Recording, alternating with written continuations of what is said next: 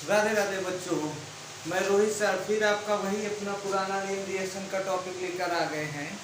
तो हमारी name reaction चल रही थी जो कि कहाँ तक पहुंची थी। बिल्कुल सही, यहीं तक पहुंची थी जो लगभग 26 नेम रिएक्शन बता दी गई थी। अब जो हम नेक्स्ट नेम रिएक्शन बताएंगे, वैसे ही हमको लग रहा है कि आज हमारा जो नेम रिएक्शन का जो यह वीडियो होगा वह लगभग लास्ट वीडियो होगा। तो आज हम नेम रिएक्शन देखते हैं आगे कि कौन सी नेम रिएक्शन पढ़ेंगे। हम नेक्स्ट नेम रिएक्शन डालेंगे, 26 हुआ था, अब जो होगा वो 27 नेम रिएक्शन। इसे हम बताएंगे डाउ प्रक्रम, जिसे कहा था डाउ प्रोसेस। ये भी एक नेम रिएक्शन के अंतर्गत जानी जाती है, ये एक प्रोसेस भी है। इसमें क्या होता है कि जब क्लोरोबेंजीन, क्लोरोबेंजीन, तो क्लोरोबेंजीन का सूत्र क्या होता है, बेंजीन रिंग और क्लोरीन लगा। इसकी अभिक्रिया NaOH और कितना प्रतिशत होना चाहिए, 10%। मतलब इससे जो NaOH का हो वो 10% हो और कॉपर CuCl2 की उपस्थिति में कराते हैं और 300 डिग्री सेल्सियस, और यह वायुमंडलीय दाब लिया जाता है। जो वायुमंडलीय दाब है वो 200 एटमॉस्फेयर, 200 वायुमंडलीय दाब से अब क्रिया कराते हैं। तो ये क्या बनाएगा, फिनॉल बनाता है। फिनॉल का मतलब बेंजीन रिंग, तो क्या हो जाएगा, OH आ जाएगा।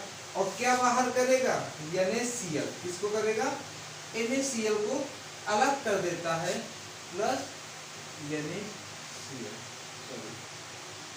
तो ये कहलाती कौन सी प्रक्रिया, डाउ प्रोसेस। डाउ प्रोसेस क्या है कि जब क्लोरोबेंजीन को 10% टोटल NaOH के साथ गर्म कराते हैं इनकी उपस्थिति में, तो क्या बना देता है, फिनॉल बना देता है। डाउ प्रोसेस नेम रिएक्शन भी है। इसको क्या होता है जब में भी पूछा जाता है मोस्टली। तो परिभाषा लिखेंगे तो क्या लिखेंगे कि जब क्लोरोबेंजीन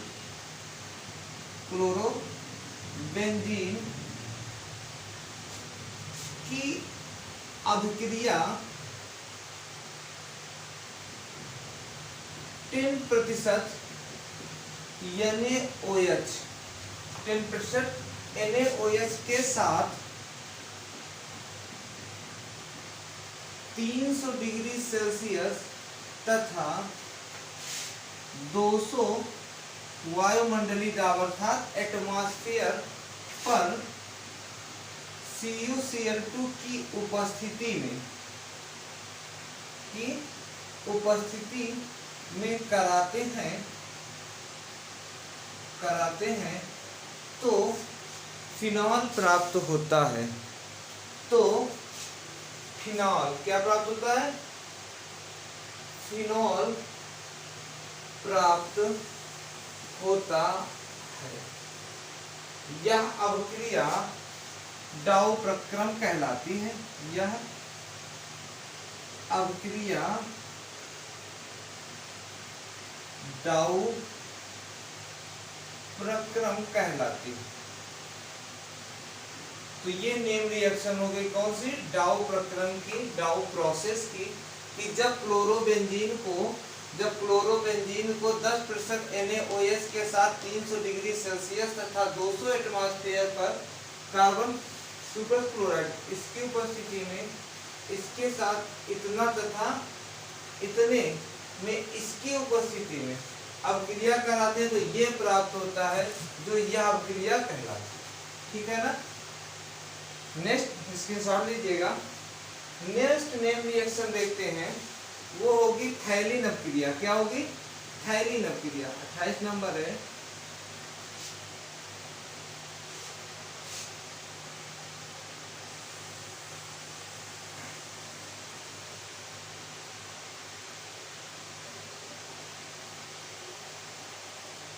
थाइलिन क्या होगा, थाइलिन अभिक्रिया। देखो ये थोड़ी लंबी प्रोसेस है, कभी कभार पूछता है। ये एसिड में हमने बताया है जब थाइलिक एसिड बनाई जाती है। तो देखो हम क्या करते हैं, जब थाइलिक एसिड लेते हैं, थाइलिक एसिड का सूत्र क्या होता है, बेंजीन रिंग पर 2 COOH ग्रुप लगे होते हैं। कितने COOH, 2 लगे होते हैं तो उसे बोला जाता है थैलिक अम्ल। जब थैलिक अम्ल को हम लोग गर्म करते, क्या करते हैं, गर्म कराते हैं, तो इसमें डिहाइड्रेशन होता है। गर्म कराते हैं तो क्या होगा, डिहाइड्रेशन, मतलब कि वाटर क्या करेगा, बाहर निकलेगा, इसका H और इसका OH क्या करेगा, बाहर निकाल देंगे H2O, और ये क्या बनाएगा, एनहाइड्रेट। क्या बनाएगा, थैलिक का एनहाइड्रेट। ये बेंजीन रिंग देखो CO और A को इसके और A को इसके साथ जुड़ता है, तो ये क्या कहलाता है, थैलिक एसिड। हम ऐसे भी लिख सकते हैं, या तो डबल बॉन्ड O इधर कर दो, डबल बॉन्ड O इधर कर दो, तो ये हो जाता है थैलिक एनहाइड्रेट। Phthalic anhydride. अब थैलिक एनहाइड्रेट को फिनॉल से अभिक्रिया करा दें, और फिनॉल के कितने मॉलिक्यूल लेंगे, 2 मॉलिक्यूल ले लें। हम ये ऐसे लिख दें, ये देखो OH ये है, ये भी क्या है, OH। फिनॉल के प्रत्येक कार्बन के पास हाइड्रोजन होता है, वही यहाँ पे क्या लिख दिया गया, हाइड्रोजन। अब जो फिनॉल का दोनों ये OH और ये H मिलकर के पानी को क्या करेंगे, बाहर करेंगे, और ये क्या करेंगे, इनके साथ जुड़ते हैं, क्या करती है, वाटर को बाहर कर दें, और ये इनके साथ जुड़ करके क्या बनाएगा, और इसमें कंसंट्रेट सल्फ्यूरिक अम्ल लेते हैं। अब इसको इसके साथ जोड़िए, देखिए ये benzene ring C double bond O, C double bond O, और इनके साथ क्या करेंगे,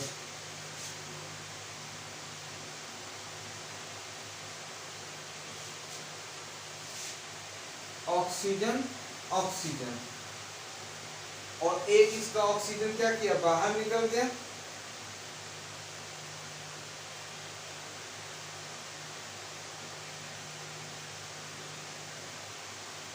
और इसके ऑक्सीजन को तोड़े, थैलिक एनहाइड्राइड, और ये क्या बनाएगा, इसमें रीअरेंजमेंट होता है। क्या होता है, रीअरेंजमेंट। देखो ये क्या करता है, ये टूटा तो, लेकिन इसमें क्या करेगा, ये पाई बॉन्ड जाएगा, क्या करेगा, पाई बॉन्ड जा करके इस कार्बन और हाइड्रोजन, कार्बन को इस कार्बन के बीच ऑक्सीजन के साथ जुड़ता है, और जब जुड़ने के बाद क्या होता है, ये पाई बॉन्ड जो बचा हुआ ये है, ये बेंजीन रिंग क्या करेगा, इस कार्बन की दो, एक सिंगल बॉन्ड हो जाएगा, तो कार्बन की वैलेंसी कितनी हो जाएगी, 2, तो ये 2 वैलेंसी होने के बाद फिर क्या करेगा, 2 बेंजीन रिंग के साथ जोड़ देगा, तो ये बनता है थैलिक एनहाइड्रेट। क्या बोला जाता है, सॉरी, ये बना है हमें थैलिक अभिक्रिया, जो इसे बोला जाता है फिनॉल थैलिक। फिनॉल थैलिक या एसिड बेस इंडिकेट भी होता है। ये क्या होता है, एसिड बेस इंडिकेट। तो अब इसकी यदि अभिक्रिया करें,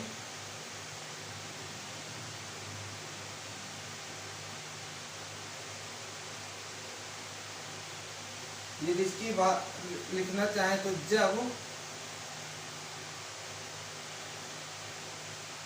थैलिक अम्ल,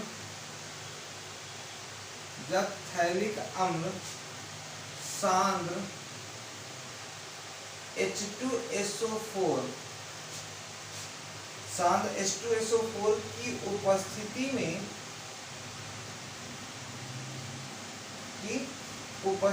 में फिनॉल के साथ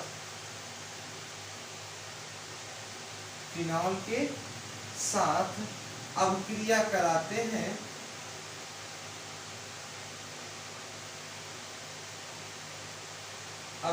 कराते हैं, तो फिनोक्सिलीन प्राप्त होता है। तो इधर लिखें, तो फिनोक्सिलीन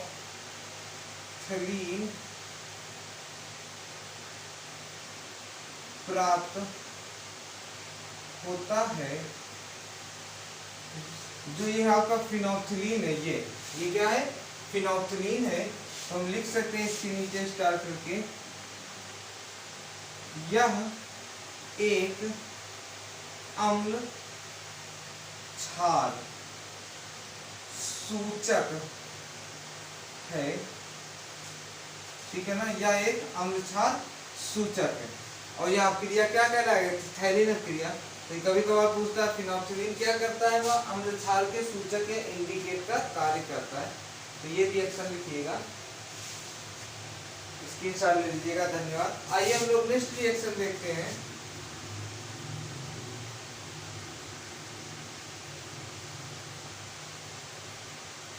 नेक्स्ट रिएक्शन जो बताएंगे वो है कोल्बे। एक कमेंट आया था कि कोल्बे या कोल्बे स्मिथ अपक्रिया सर एक ही है। तो जो कोल्बे या कोल्बे स्मिथ अपक्रिया है वो एक ही है। क्या है, दोनों एक ही है। तो देखिए जो ये रिएक्शन नंबर है 29, जो कोल्बे अपक्रिया या लिखा मिलता है कोल्बे स्मिथ, या कभी कभार केवल क्या दे देता है, स्मिथ अपक्रिया, दोनों एक ही नाम से हैं। तो इसमें क्या होता है कि कोल्बे या कोल्बे स्मिथ अपक्रिया क्या कराता है कि जब हम लोग इसमें क्या लेते हैं कि फिनॉल को क्या करते हैं, फिनॉल को NaOH के साथ पहले गर्म करेंगे, ठीक है ना, और ये क्या बनाएगा, फिनॉक्साइड आयन बनाएगा, ONA। ये क्या है, फिनॉक्साइड आयन। अब फिनॉक्साइड आयन को कार्बन डाइऑक्साइड से अपक्रिया कराते हैं, कार्बन डाइऑक्साइड से अपक्रिया कराते हैं। और कितना होना चाहिए, 400 केल्विन ताप होता है और लगभग 2 एटमॉस्फेयर का। तो 2 एटमॉस्फेयर पर इसकी अपक्रिया कराते हैं। तो ये क्या बना देता है,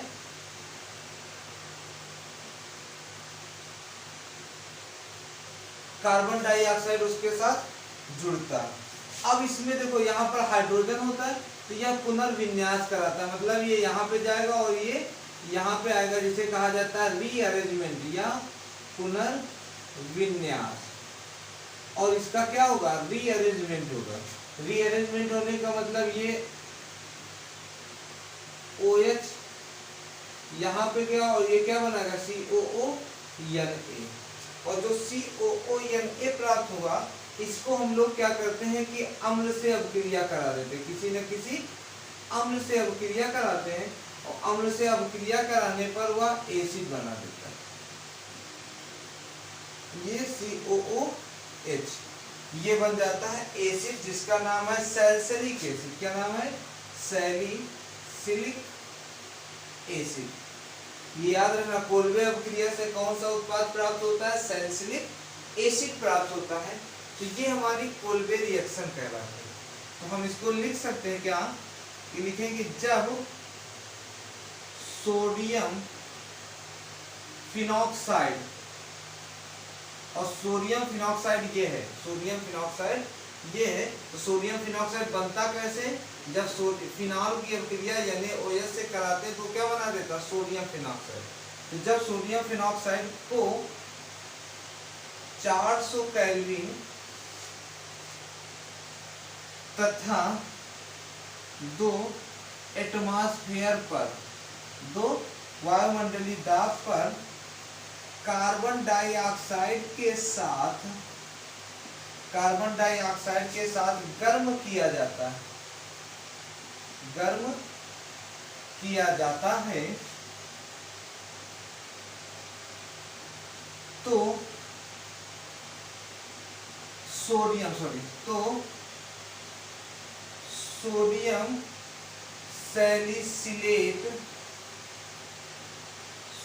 सैलिसिलेट ये, ठीक है ना, सोडियम सैलिसिलेट प्राप्त होता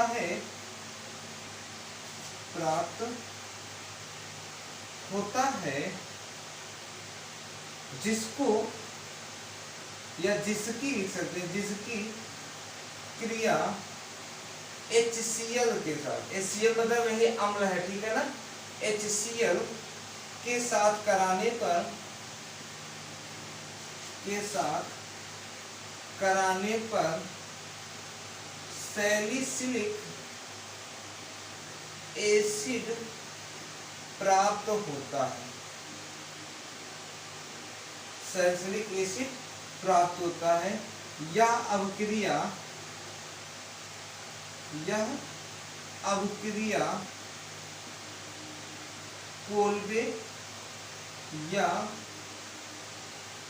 कोल्बे स्मिथ अभिक्रिया कहलाती है।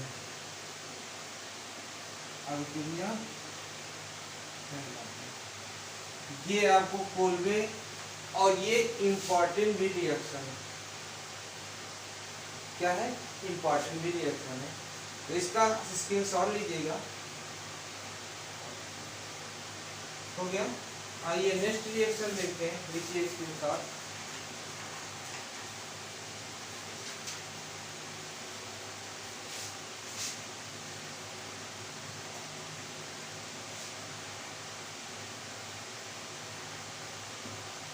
जो नेक्स्ट रिएक्शन होगी आपकी,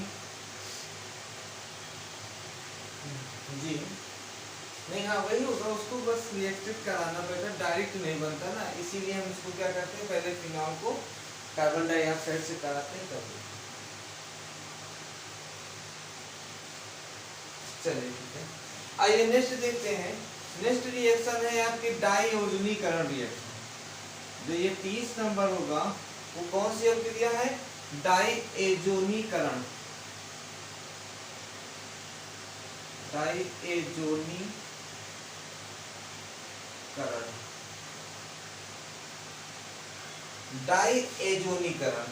डाइएजोनीकरण की अभिक्रिया क्या करता है कि ये डाइजोनियम बनाता है। क्या बनाता है? डाइजोनियम बनाता है। देखिए क्या कहा गया था कि जब प्राथमिक एमीन, और यह कैसी एमीन होना चाहिए? बेंजीन युक्त C6H5NH2 की अभिक्रिया कराते हैं किसके? सोडियम नाइट्रेट और प्लस HCl का मिश्रण होता है, जिसमें लगभग गर्म कराते हैं, और वह लगभग कितना ताप लेते हैं? 273 से 278 केल्विन। 273 से 278 केल्विन ताप पर गर्म कराते हैं।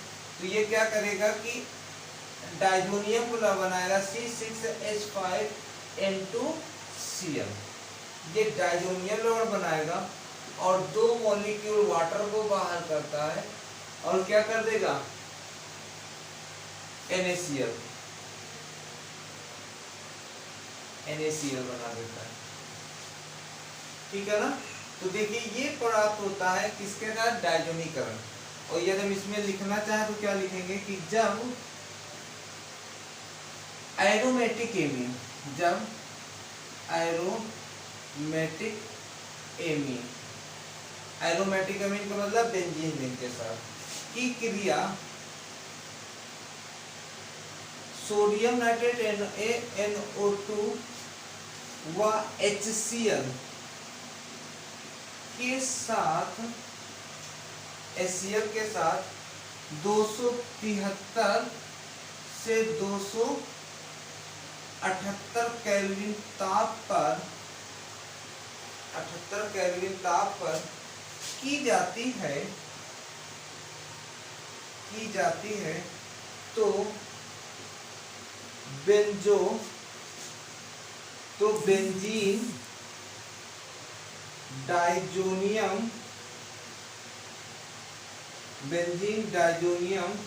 फ्लोराइड,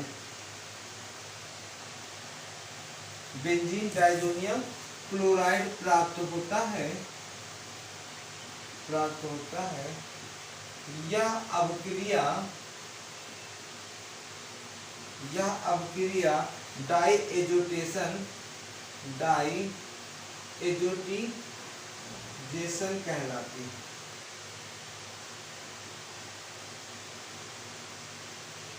डाइएजोटेशन मतलब डाइएजोनीकरण क्रिया।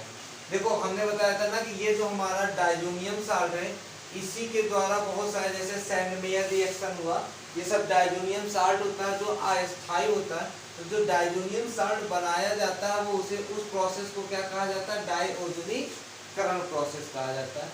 इसको लिखिए स्क्रीनशॉट ले लिए।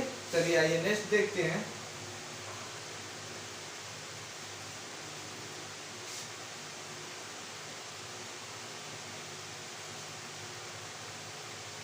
जो नेक्स्ट है एक रिएक्शन हाफमैन ब्रोमाइड रिएक्शन।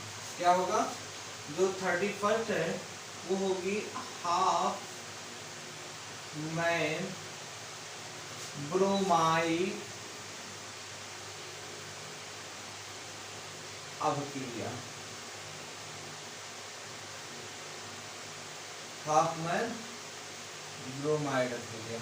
देखो हाफमैन ब्रोमाइड अभिक्रिया क्या करता है, यह इसमें हम बता दें क्या करता है, वह एमाइड को एमीन में कन्वर्ट करता है। किसमें करता है? एमीन में, मतलब RCONH2 को ये RNH2 में चेंज करेगा। तो देखो यहाँ पर कार्बन संख्या को क्या करता है? घटाता भी, कार्बन संख्या को घटाने का भी कार्य करता है। तो आइए रिएक्शन देखते हैं। कोई एमाइड ले ले RCONH2।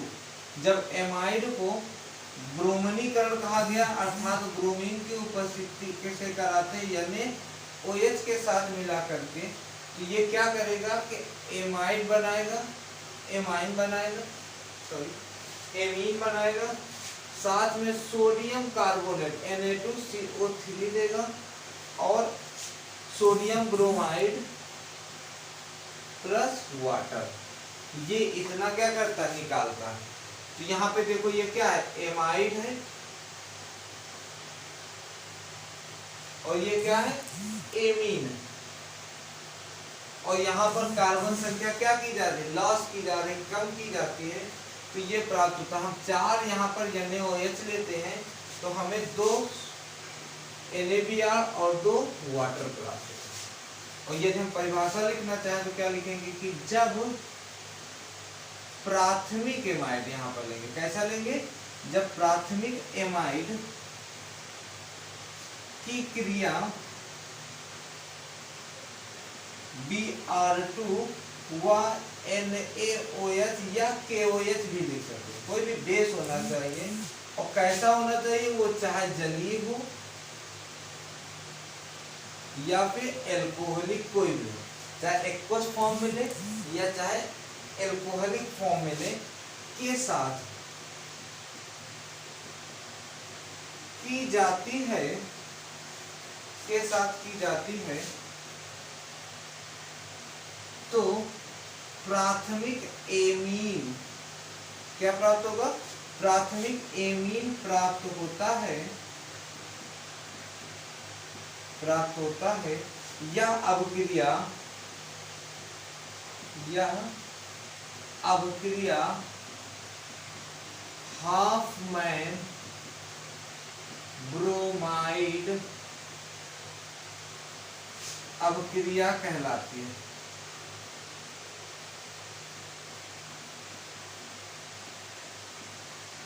एग्जाम्पल में देखो, मान लो कि हम यहाँ पे ले ले CH3CONH2, CH3CONH2, क्योंकि क्या बोला? प्राथमिक एमाइड होना चाहिए, एक कार्बन लगा। तो मान लो कि हम यहाँ पर लिख दें CH2CH3, ठीक है ना? इसकी अभिक्रिया Br से कराते हैं और 4 मॉलिक्यूल किसके होंगे? NaOH के ले लें। तो ये क्या बनाएगा? देखो CH3CH2 और NH2, R और NH2, फिर सोडियम कार्बोनेट को बाहर करेगा, 2 मॉलिक्यूल NaCl बना Br सॉरी बनाएगा और प्लस 2 मॉलिक्यूल वाटर भी बनाएगा। ये देखो यहाँ पर क्या है? ये भी प्राथमिक एमाइड है और ये प्राथमिक एमीन। यहाँ पर 1 2 3 कार्बन संख्या है, यहाँ पे 1 2 कार्बन संख्या को क्या किया जाता है? डिक्रीज किया जाता है।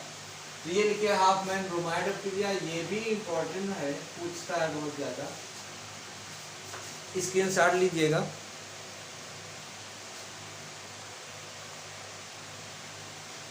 आइए नेक्स्ट रिएक्शन देखते हैं।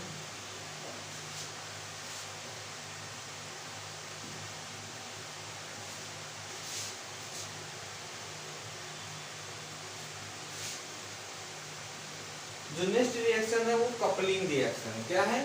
कपलिंग रिएक्शन या फिर कपलिंग रिएक्शन या फिर जिसे कहा जाता है हिंदी में युग्मन अपक्रिया। क्या अपक्रिया होगी? युग्मन अपक्रिया। ये लगभग कौन सी होगी? 32 युग्मन अपक्रिया।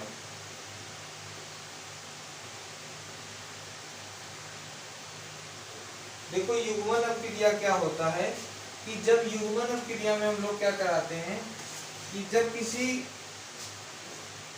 डाइजोनियम, क्या लेंगे? डाइजोनियम। डाइजोनियम का मतलब बेंजीन रिंग N2 और क्या लगाओ? Cl लगाओ। डाइजोनियम को किसी ऐसे ग्रुप के साथ जोड़ते हैं, यदि हम यहाँ पे G लिखते हैं, G का मतलब क्या होता है? ग्रुप। क्या होता है? G का मतलब ग्रुप। G बराबर हो सकता है इलेक्ट्रॉन रिपेलिंग ग्रुप। क्या हो सकता है? इलेक्ट्रॉन रिपेलिंग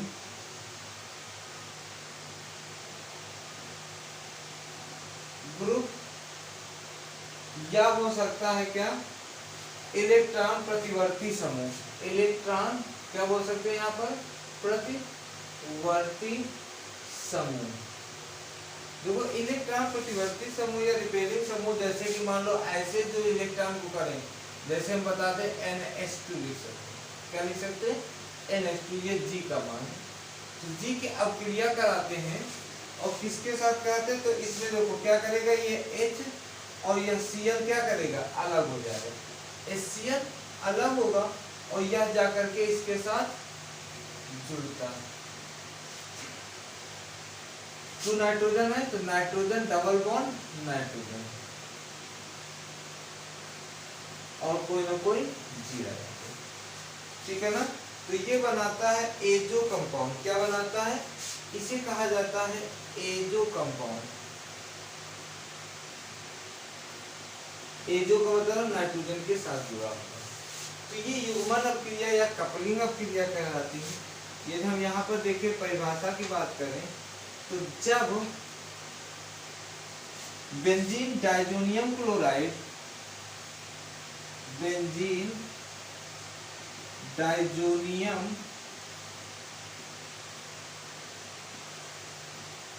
क्लोराइड, जब बेंजीन डाइजोनियम क्लोराइड की अपक्रिया कराते हैं, की क्रिया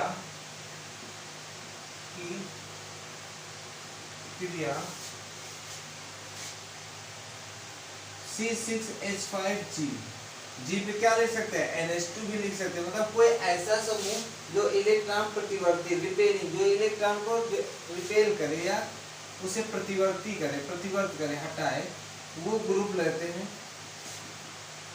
के साथ की जाती है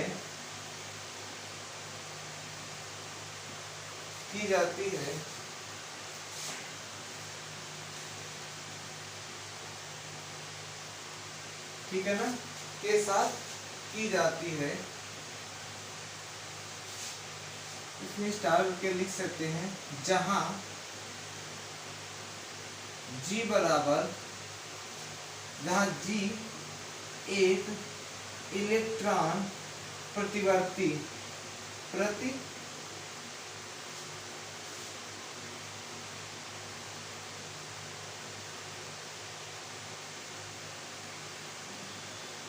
वर्ती समूह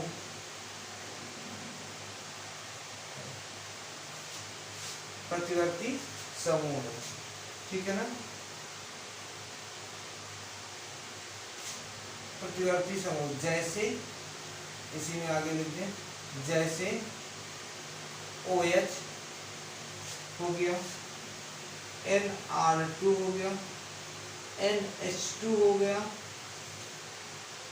या NHR की जाती है, तो एजो यौगिक कंपाउंड, एजो यौगिक का निर्माण होता है,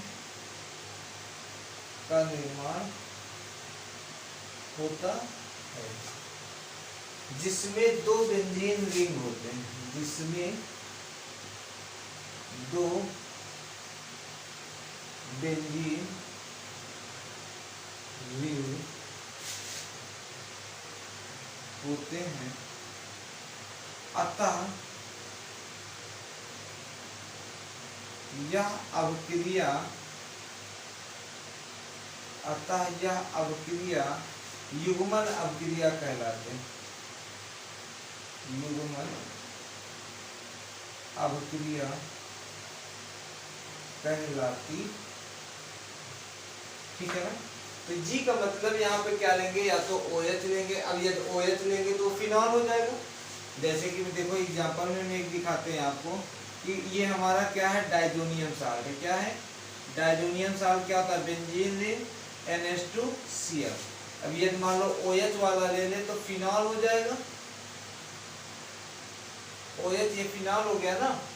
अब इसकी अब क्रिया कराएंगे तो HCl को क्या करेगा, बाहर कर देगा और ये इसके साथ जुड़ेगा और क्या हो गए, दो बेंजीन रिंग होंगे। कैसे बेंजीन रिंग होंगे, दो बेंजीन रिंग होते हैं और ये N डबल बॉन्ड N और फिर ये इसके साथ जुड़ेगा और साथ में क्या लगा देगा, OH। ये आपका कैसा कंपाउंड है, एजो कंपाउंड। एजो कंपाउंड मतलब नाइट्रोजन नाइट्रोजन के साथ दो बेंजीन रिंग का जुड़ना। तो ये आपकी हो जाती है युग्मन अवक्रिया या कपलिंग रिएक्शन। इसके साथ लीजिएगा। तो देखिए ये लगभग 32 रिएक्शन हमने बताए हैं जो नेम रिएक्शन। इतनी नेम रिएक्शन बहुत हैं जो आपके सिलेबस के आधार पर ऑर्गेनिक केमिस्ट्री के अंतर्गत, ठीक है ना। और ये आपके सिलेबस के आधार पर ऑर्गेनिक केमिस्ट्री के अंतर्गत जो 32 नेम रिएक्शन है, तो मेरा निवेदन है आप लोगों को, ये नेम रिएक्शन ही केमिस्ट्री का एक बहुत बड़ा भाग या रोल निभाता है। जो कि यदि आप नेम रिएक्शन पढ़ लेंगे अच्छे से, केवल ये नेम रिएक्शन, तो लगभग बहुत % कवर हो जाता है पेपर से। क्योंकि नेम रिएक्शन को 2-3 टाइप से एग्जामिनर पूछता है। वो इसके पूछने का व्यू एक ये भी हो सकता है तो डायरेक्ट नेम रिएक्शन दे दे, या हो सकता है वो पूछ ले क्या होता है जब, जैसे इसको पूछ ले कि क्या होता है जब, क्या कह दे कि डाइजोनियम की अवक्रिया, डाइजोनियम क्या बोल सकते क्या, बेंजीन डाइजोनियम क्लोराइड की अवक्रिया फिनॉल के साथ कराते हैं तो क्या प्राप्त होगा। तो जब डाइजोनियम क्लोराइड की फिनॉल के साथ कराते हैं तो एजो कंपाउंड प्राप्त होता है सीधा ये। या जैसे कंप्लीट द रिएक्शन इतना लिख के दे दे, इसके बाद ये छोड़ दे, बताओ आगे क्या बनेगा, तब भी ये आपको एजो कंपाउंड बनाना पड़ेगा। या सीधा कहते क्या कि ये सीधा कह सकते हैं कि जैसे कंप्लीट द रिएक्शन ये पूछते हैं कि कैसे प्राप्त करेंगे, तो क्या बोलते हैं, डाइजोनियम क्लोराइड, क्या बेंजीन डाइजोनियम क्लोराइड से एजो कंपाउंड बनाओ। तो एजो कंपाउंड बनाने के लिए आपको यही क्रिया करनी पड़ेगी ना। तो मोस्टली हमारा कहने का ये तात्पर्य है कि जो नेम रिएक्शन है जो आपको बताई गई हैं, ये 32 नेम रिएक्शन, ये लगभग इन्हीं को किसी न किसी प्रकार से एग्जामिनर पूछता है। उसका व्यू चेंज हो सकता है, हो सकता है कि डायरेक्ट नेम रिएक्शन पे दे दे, या हो सकता है क्या होता है जब में दे दे, या कैसे प्राप्त करेंगे ये दे सकता है, या कह दे कि क्या कर सकता है कि अवक्रिया को कंप्लीट करिए या अवक्रिया को पूर्ण कीजिए। तो ये एक चीज़ यही है कि पूछने का एक उसका व्यू है। लेकिन मोस्टली जो एग्जाम में है तो डाइजोनियम साल्ट मतलब के एक हिसाब से कह सकते हैं कि नेम रिएक्शन पर फोकस पहले सबसे ज़्यादा करिए, पेपर का ज़्यादा टाइम बचा नहीं। तो सबसे पहले इतना प्रैक्टिस करिए आप कि डाइजोनियम